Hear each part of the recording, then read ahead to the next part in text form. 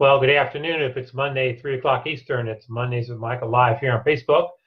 Thanks for joining me today in the room. And if you're watching this post-session, thanks for checking it out today.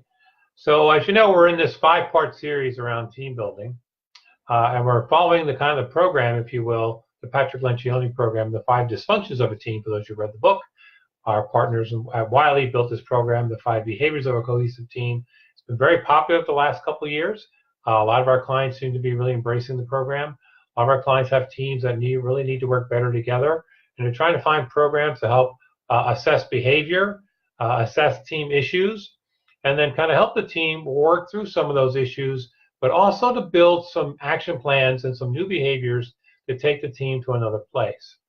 So this program is based on the book. For those who've seen the book before, it's 5 dysfunctions of a team. The assessment we use in the program is the 5 behaviors of a cohesive team, and I will be talking about the assessment today, and as always I'll go over my notes. This is session 2 of 5. So as I mentioned in last week's session, we have a webinar coming up in April. We're going to do a full deeper dive of the program. And our webinar on April 17th, I'll put a registration in the message here today, or wherever format you're seeing this. We'll put a registration link.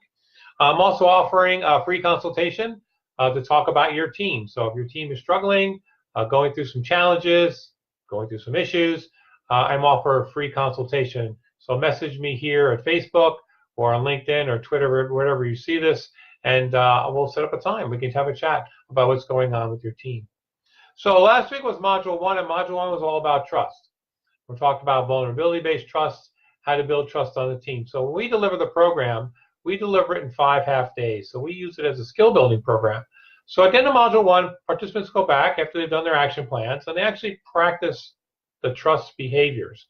And once we come up with those action plans, we want them to try some of that stuff when they get back at the workplace. So when they come into Module 2, they've had a couple weeks of practice. First thing we talk about is how's that practice going. So each person has a 3x5 card. They jot something down they've tried over the last few weeks, and we have a conversation where you want to build module on top of module. So if Module 1 isn't working well or they're not practicing it, you got to talk about it, because Module 2 is built upon Module 1. So Module 2 is all about conflict, healthy debate. So I never run into a team that doesn't have some type of conflict. It's how you manage that conflict, and what are the behaviors that are acceptable to the team when it comes to working through conflict. So again, I'm going to go through my notes and my assessment. So first thing we do in the assessment is we actually ask the team some questions about how they're handling conflict on the team, and they get to rate themselves. So these are the 4 basic questions we start with in the assessment, and then we talk about as a group. Can team members voice their opinions even at the risk of causing disagreement? How do the people feel about sharing differences of opinion in the group? Or does the boss say everything and we just follow the boss? Second question is, team members solicit one another's opinions during a meeting. Again, how are ideas shared? Is it 1 or 2 people that share all the ideas, or does everyone on the team share the ideas? Next question, when conflict occurs, the team confronts and deals with the issue before moving on to the next subject. Are conflicts brushed over? Does everything get defaulted to the boss? Or does the team really get into this meaty, juicy discussion around the issue? And during team meetings, the most important difficult issues are discussed. And again, are they just glanced over? Are they really talked about? And our team meetings really managed correctly? We have this whole training program around meetings and team meetings, and I do work with the team leaders during this program on managing effective meetings. So how effective are your meetings? Are your meetings really generating this debate, healthy exchange of ideas, conflict, if you will? So we talk about that. The group breaks down a little bit. We talk about the scores, and we talk about why they feel the way they feel around these issues, around conflict. Then we get back to a part of the DISC. So DISC goes back into this module, Module 2, and we talk about how your behavioral style affects your behavior in a conflict situation. So we break the group down into D, I, S, and C again, like we did in the past session. And the different styles talk about healthy behaviors, things they do they feel is productive in this conflict situation. But we get to this deeper discussion around unhealthy behaviors. And we have this whole map that we draw out, and the team takes a look at about what are the behaviors based on this style that are unhealthy in a conflict situation, and how do you avoid those? So we actually blow up this poster. This is a page in the assessment. We blow this up. We have a deeper dive discussion about it. I leave it with the clients so they can see what behaviors are acceptable and what behaviors are not acceptable in a healthy conflict situation. We do talk about the healthy conflict continuum. Patrick actually talks about this in the video. We talk about getting to a place where conflict is good to a point until where conflict isn't good at a point. So conflict is good here, here, and here, but when it goes over here, I think he says in the video, hell happens or something like that. You want to stay away from hell, but you want to stay in this kind of middle ground as far as this healthy debate discussion. It's good to have this healthy debate and disagreement on ideas. Very, very important that you have and you practice this.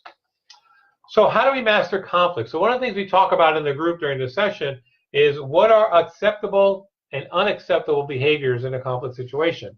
Now the team has already assessed themselves of this during the assessment process, and so they rate themselves, or they scale the importance of these issues, and these are the things we talk about. Is it acceptable behavior to raise your voice to get passionate about an idea? Is that acceptable or not acceptable? Going beyond the meeting end time to resolve an issue. Using strong language when you're upset. Avoiding someone when you're angry. We talked about this a little bit in the trust module. Do you really avoid that interaction with a teammate because you don't want to have this discussion? We encourage you to have that discussion. Excluding other team members from difficult conversations. What conversations and decisions need to be made by the group as a total, and what decisions can be made by a subgroup of the group, and the team needs to make that decision. Being outwardly emotional, is that acceptable behavior in dealing with conflict? And expressing anger through indirect actions rather than voicing it directly. You know, can you do that behind somebody's back? Is that acceptable? Most of the time not. But the team actually ranks whether each of these are acceptable or tolerable, and then the number of team members who admit they do this at work. There is a deeper dive discussion around this. We talk about what is acceptable, what isn't acceptable. It's very surprising to see what comes out of some teams when it comes to acceptable behavior or just practice behavior that really needs to be changed. And how do we work on that? Then we get to the action planning part of this particular module. Again, we want to build action plans so that participants can practice these behaviors between session 2 and session 3. So there's a two-part action planning process. There's the action planning process for the team. We break the group down into smaller groups, and they come up with action plans. And then there's the action planning process of the individual. So as we go through this program, there'll be action planning for the team. There'll be action planning for the individual. What we do is we take the team action items, and we're continuing to build their playbook. So we take the action items from Module 2, and we add them to the action items of Module 1, along with their group norms or behaviors. And we're starting to build this team playbook of both behaviors and action items through the program. So what are some good behaviors that the team can get into in this module? So we go back to the assessment. So the team that engages in good conflict has lively, interesting, interactive, productive meetings that are passionate. Extracts and exploits ideas from all team members. It's not 2 or 3 team members that do all the talking and make all the decisions. Everyone has a chance to participate. Solves real problems quickly. Instead of letting these things fester along, get the issue on the table, talk about it, debate about it, and then move forward. Minimizes politics. I know that's tough in some teams to do because there's a little politics in some organizations all the time, but how do you minimize that politics to make decisions? And puts critical topics on the table for discussion. Make sure your agendas are not just updates from projects. Okay, there's that update of the project meeting, which is our update with the client project. That's always important. But you want to put real meaty issues on the table. So we talk about team leaders and putting together agendas. There's the how we get the work done, right? That's the process. And then the content is really what the work we're doing. So make sure you spend time on team process as much as you spend time on team content. And that kind of wraps up Module 2. So we're going to lead into Module 3. We're going to ask the team to practice his behaviors in healthy conflict. We're going to come back to Module 3 and talk about it a little bit. And Module 3 is commitment. How do you get the team to commit to goals and to decisions? We're going to have this whole discussion next week about commitment. Again, we're going to do a session on webinar on 417. Join me for the webinar, and I'll put a link in that for do that. So I want to thank you for hanging out with me today. Mondays with Michael Live here on Facebook, and I hope to see you next Monday. We'll continue Module 3 in our team building program. Take care.